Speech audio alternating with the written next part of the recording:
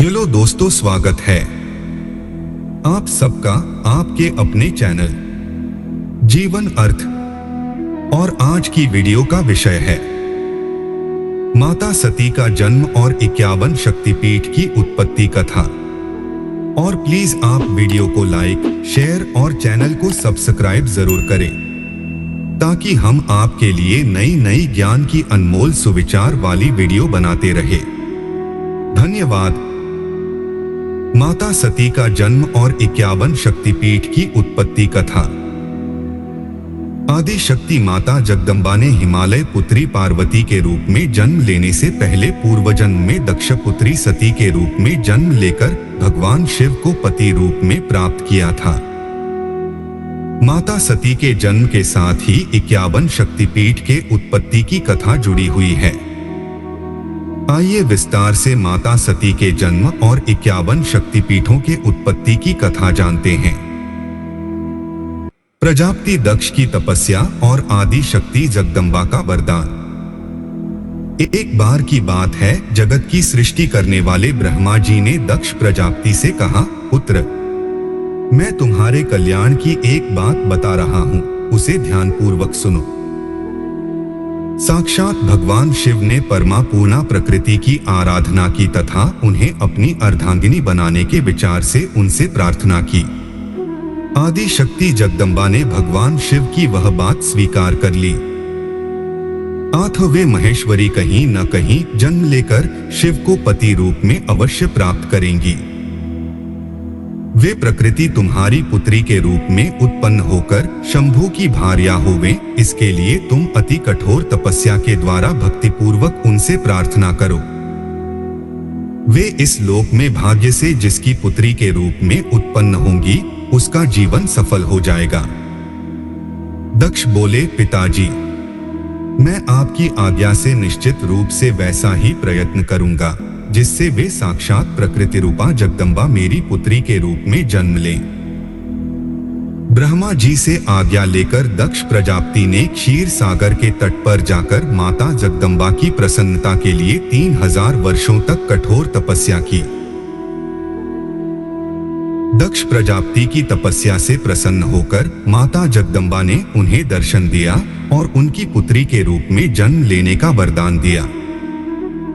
तदंतर दक्ष पत्नी प्रसूति ने शुभ दिन में एक कन्या को जन्म दिया। वह कन्या भगवती पूर्णा ही थी।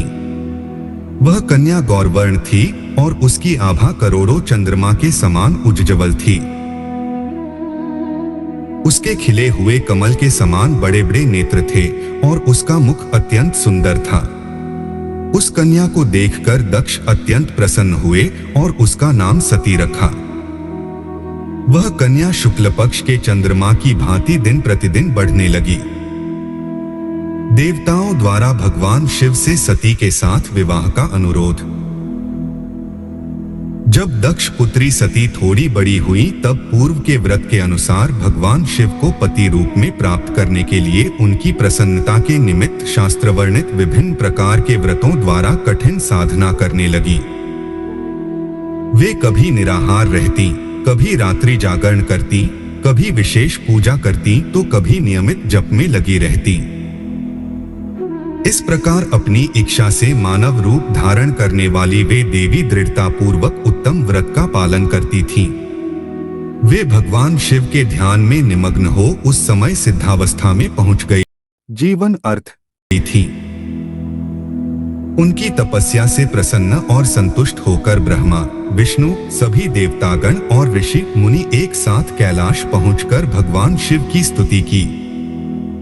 उनकी स्तुति को सुनकर भगवान शिव प्रसन्न होकर बोले, हे हरे, हे विधाता, हे देवताओं और महर्षियों, आप लोग निर्भय होकर यहाँ अपने आने का कारण बताएं। महादेव के इस प्रकार पूछने पर भगवान विष्णु की आज्ञा से ब्रह्मा जी बोले, हे प्रभु, अभिन्न रूप होते हुए भी हम 3 रूपों में प्रकट हैं। हे सनातन देव, मैं और श्री विष्णु आपके आदेश से प्रसन्नता पूर्वक लोक की सृष्टि और पालन के कार्य कर रहे हैं तथा कार्य कारणवश विवाहित भी हो गए हैं। अतः आप भी विश्वहित के लिए तथा देवताओं को सुख पहुंचाने के लिए एक परम सुंदरी रमणी को अपनी पत्नी बनाने के लिए ग्रहण करें। ब्रह्मा जी की बात सुनकर लोकेश्वर महादेव जी के मुख पर मुस्कुराहट दौड़ गई और वे बोले, ब्राह्मण, अरे तुम दोनों मुझे सदा ही अत्यंत प्रिय हो। तुम दोनों को देखकर मुझे बड़ा आनंद मिलता है। तुम लोग समस्त देवताओं में श्रेष्ठ तथा त्रिलोकी के स्वामी हो। लोकहित के कार्य में मन लगाए रहने वाले तुम दोनों का वचन मेरी दृष्टि में अत्यंत गौरवपूर्ण है। किंतु सुरश्रेष्ठगण, मेरे लिए विवाह करना उचित नहीं होगा, क्योंकि मैं तपस्या में संलग्न रहकर सदा संसार से विरक्त रहता हूँ और योगी के रूप में ही मेरी प्रसिद्धि है। जो निवृत्ति के सुंदर मार्ग पर स्थित है और अपनी आत्मा में ही रमण करता है। संसार में विवाह करना पराये बंधन में बंधना है। इसलिए मैं सत्य कहता हूं कि विवाह के लिए मेरे मन में थोड़ी सी भी रुचि नहीं है। तथापि जगत के हित के लिए तुमने जो कुछ कहा है उसे मैं करूंगा। परंतु मैं जैसी नारी को अपनी प्रिय पत्नी के रूप में ग्रहण करूंगा और जैसी शर्त के साथ करूंगा उसे सुनो। जो नारी मेरे तेज को विभाग पूर्वक ग्रहण कर सके, जो योगिनी तथा इच्छानुसार रूप धारण करने वाली हो, जब मैं योग में तत्पर रहूं तब उसे भी योगिनी बनकर रहना होगा। ब्राह्मण, जो मेरे ज्योतिस्वरूप सदाशिव के चिंतन में विघ्न डालने वाली होगी वह जीवित नहीं रह सकती। उनके चिंतन के लिए मैं बिना विवाह के भी रह लूंगा। ब्राह्मण, मेरी एक और शर्त है, उसे सुनो। यदि उस स्त्री का मुझ पर और मेरे वचन पर अविश्वास होगा तो मैं उसे त्याग दूंगा। उनकी यह बात सुनकर ब्रह्मा और श्रीहरि ने मंद मुस्कान के साथ मन ही मन प्रसन्नता का अनुभव किया। फिर ब्रह्मा जी बोले, हे महेश्वर, आपने जैसी नारी की खोज आरंभ की है वैसी ही स्त्री के विषय में आपको बताता हूं। आदि शक्ति जगदम्बा ने जगत का कार्य सिद्ध करने के लिए भिन्न भिन्न रूपों में प्रकट हुई हैं। प्रभु, सरस्वती और लक्ष्मी ये दो रूप धारण करके वे पहले ही यहां आ चुकी हैं। इनमें लक्ष्मी तो श्री विष्णु की प्राणवल्लभा हो गईं और सरस्वती मेरी। अब वे आदिशक्ति तीसरा रूप धारण करके प्रकट हुई हैं। प्रभु, लोकहित का कार्य करने की इच्छा वाली देवी शिवा दक्षपुत्री के रूप में अवतीर्ण हुई, जीवन अर्थ ही हैं। उनका नाम सती है और वे सब प्रकार से आपके ही योग्य हैं। महातेजस्विनी सती आपको पति रूप में प्राप्त करने के लिए दृढ़ता पूर्वक कठोर व्रत का पालन करती हुई तपस्या कर रही हैं। महेश्वर, आप उन्हें वर देने के लिए जाइए और सती को उनकी तपस्या के अनुरूप वर देकर उनके साथ विवाह कीजिए। हे शंकर, भगवान विष्णु मेरी तथा इन सभी देवताओं की यही इच्छा है। तब भक्तवत्सल भगवान शिव ने हंसकर कहा, बहुत अच्छा, ऐसा ही होगा। उनके ऐसा कहने पर सभी भगवान शिव से आज्ञा लेकर अपने अपने स्थान को लौट गए। उधर सती ने आश्विन मास के शुक्ल पक्ष की अष्टमी तिथि को उपवास करके भक्तिभाव से परमेश्वर शिव का पूजन किया। इस प्रकार नंदाव्रत पूर्ण होने पर नवमी तिथि को ध्यानमग्न हुई सती को भगवान शिव ने प्रत्यक्ष दर्शन दिया और उन्हें मनोवांछित वर प्रदान करके कैलाश लौट गए। इसके बाद भगवान शिव के स्मरण करने पर ब्रह्मा जी कैलाश पहुंचे और शिव जी की आज्ञा से विवाह का प्रस्ताव लेकर प्रजापति दक्ष के पास गए। प्रजापति दक्ष को इस विवाह का प्रस्ताव सुनकर अपार हर्ष हुआ और उन्होंने प्रसन्नतापूर्वक इस विवाह की स्वीकृति दे दी। तत्पश्चात वैवाहिक विधि से बड़े धूमधाम के साथ चैत्र मास के शुक्ल पक्ष की त्रयोदशी तिथि को भगवान शिव और देवी सती का विवाह हुआ।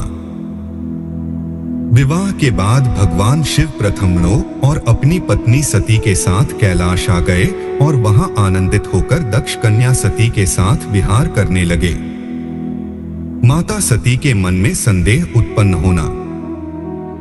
एक समय तीनों लोकों में विचरने वाले भगवान रुद्र सती के साथ बैल पर आरूढ़ होकर भ्रमण कर रहे थे। घूमते घूमते वे दंडकारण्य में आए। वहां उन्होंने लक्ष्मण सहित श्री राम को देखा, जो रावण द्वारा छल से हरी गई अपनी प्यारी पत्नी सीता की खोज कर रहे थे। वे हाँ सीते ऐसा पुकारते हुए जहां तहां देखते और बारंबार रोते। उनके मन में विरह का आवेश छाया हुआ था और उनकी कांति फीकी पड़ गई थी। उस समय भगवान शंकर ने दूर से ही बड़ी प्रसन्नता के साथ उनको प्रणाम किया और दूसरी ओर चल दिए। भगवान शिव की मोह में डालने वाली ऐसी लीला देखकर सती को बड़ा विस्मय हुआ। वे भगवान शिव से बोली, हे नाथ, ब्रह्मा विष्णु आदि सब देवता सदा आपकी ही सेवा करते हैं। आप ही सबके द्वारा प्रणाम करने के योग्य हैं। वेदांत शास्त्र के द्वारा यत्न पूर्वक जानने योग्य निर्विकार परमेश्वर आप ही हैं। नाथ, ये दोनों पुरुष कौन हैं? ये दोनों धनुर्धर वीर वन में विचरते हुए बड़े दुखी और दीन प्रतीत होते हैं।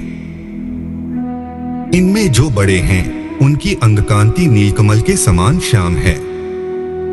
उसे देखकर आप किस कारण से आनंद विभोर हो उठे थे? प्रभु, स्वामी अपने सेवक को प्रणाम करे यह उचित नहीं जान पड़ता। स्वामी, आप मेरे संशय का निवारण करें। परमेश्वरी सती ने जब भगवान शिव से इस प्रकार प्रश्न किया, तब लीला विशारद शंकर जी ने हंसकर कहा, देवी सुनो, मैं तुमसे यथार्थ बात कहता हूं। जीवन अर्थ ये दोनों भाई वीरों द्वारा सम्मानित हैं। इनके नाम श्री राम और लक्ष्मण हैं। सूर्यवंश में प्रकट हुए ये दोनों राजा दशरथ के विद्वान पुत्र हैं। इनमें जो गोरे रंग के छोटे भाई हैं उनका नाम लक्ष्मण है। वे साक्षात शेष के अवतार हैं। इनके बड़े भैया का नाम श्री राम है। इनके रूप में भगवान विष्णु ही अपने संपूर्ण अंश से प्रकट हुए हैं। ये साधु पुरुषों की रक्षा के लिए इस पृथ्वी पर अवतीर्ण हुए हैं। ऐसा कहकर भगवान शिव चुप हो गए। भगवान शिव की बात सुनकर भी सती के मन को विश्वास नहीं हुआ। सती के मन में मेरी बात पर विश्वास नहीं है, यह जानकर लीला विशारद शंभु बोले, देवी मेरी बात सुनो। यदि तुम्हारे मन में मेरे कथन पर विश्वास नहीं है तो तुम वहां जाकर अपनी ही बुद्धि से श्री राम की परीक्षा कर लो। तब तक मैं इस बरगद के नीचे खड़ा हूं। भगवान शिव की आज्ञा से सती वहां गई और मन ही मन सोचने लगी, मैं श्री राम की परीक्षा कैसे करूं? मैं सीता का रूप धारण करके उनके समीप जाती हूं। यदि वे साक्षात विष्णु हैं तो मुझे पहचान लेंगे, अन्यथा वे मुझे नहीं पहचान पाएंगे। ऐसा विचार कर सती सीता बनकर प्रभु श्री राम के पास गई। सती को सीता रूप में सामने आई देखकर श्री राम सब कुछ जान गए और हंसते हुए उन्हें नमस्कार करके बोले, सती जी आपको नमस्कार है। भगवान शंभु कहाँ गए हैं?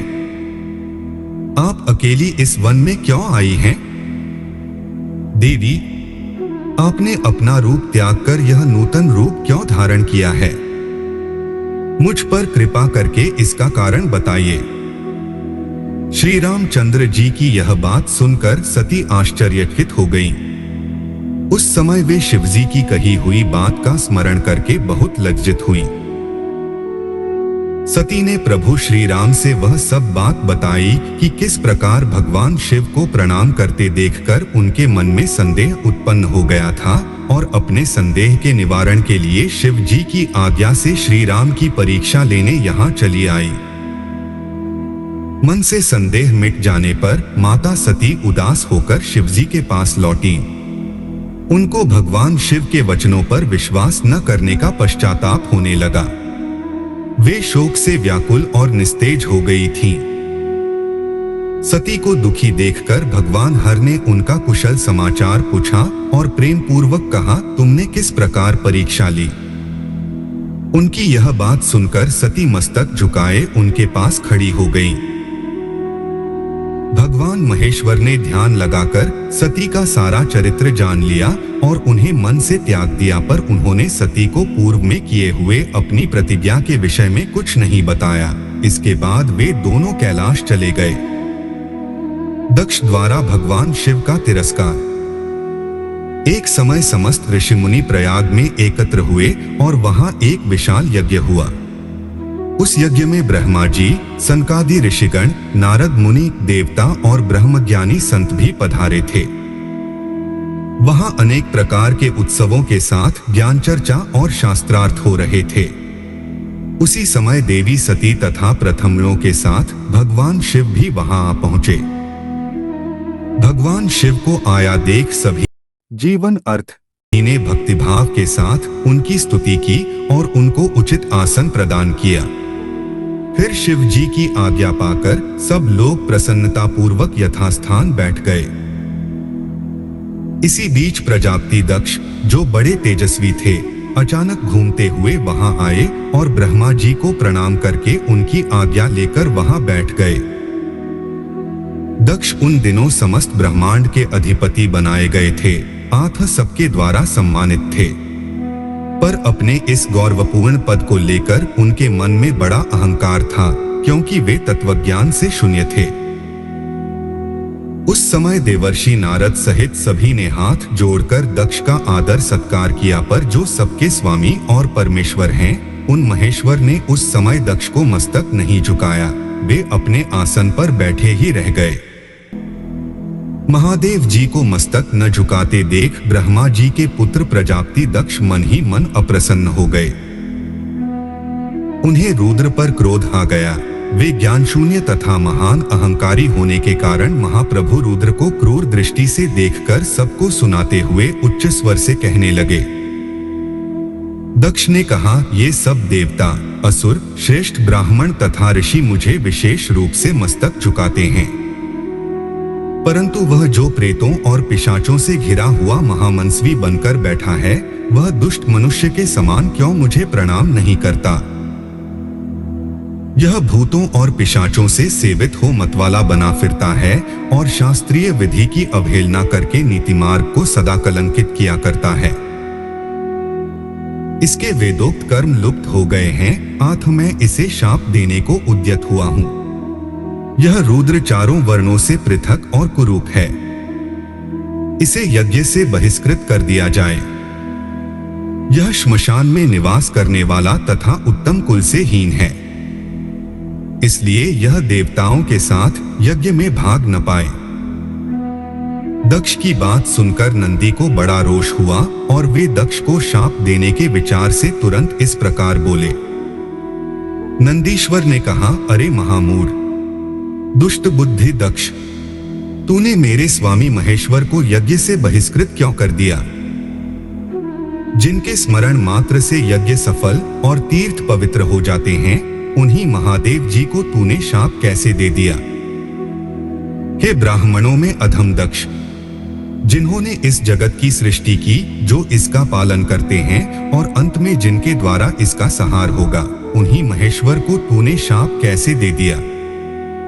दुर्बुद्धि दक्ष, तुझे शिव तत्व का जरा भी ज्ञान नहीं है। यहाँ जो भी भगवान रुद्र से विमुख तुझ जैसे दुष्ट ब्राह्मण विद्यमान हैं, उनको मैं रुद्र तेज के प्रभाव से ही शाप दे रहा हूँ। तुझ जैसे ब्राह्मण कर्मफल के प्रशंसक वेदवाद में फंसकर वेद के तत्वज्ञान से शून्य हो जाएं और उनको फिर से पत्नी रूप में प्राप्त करने का आग्रह किया था। भगवान शिव की तपस्या से प्रसन्न होकर माता सती ने शिवजी को अपने अष्टभुजा रूप में दर्शन दिया और उन्हें हिमालय की पुत्री पार्वती होकर जन्म लेने और फिर उनकी अर्धांगिनी बनने का वचन दिया। दोस्तों, वीडियो को लाइक, शेयर और चैनल को सब्सक्राइब जरूर करें। मिलते हैं जीवन अर्थ की नई वीडियो के साथ। धन्यवाद। जीवन अर्थ आपको विश्व स्तर से संग्रहित ज्ञान की अनमोल सुविचार जानकारी हिंदी में प्रदान करता है। इन सुविचारों से हम इंसान में सोचने के नजरिए और जीवन जीने के ढंग में सुधार लाने का प्रयास कर रहे हैं। महत्वपूर्ण, हमारे वीडियो उपयोगी जानकारी प्रदान कराते हैं। ये सलाह का विकल्प नहीं है। किसी भी परिस्थिति में निर्णय लेते समय हमेशा कृपया अपने विवेक से काम लेना चाहिए। धन्यवाद।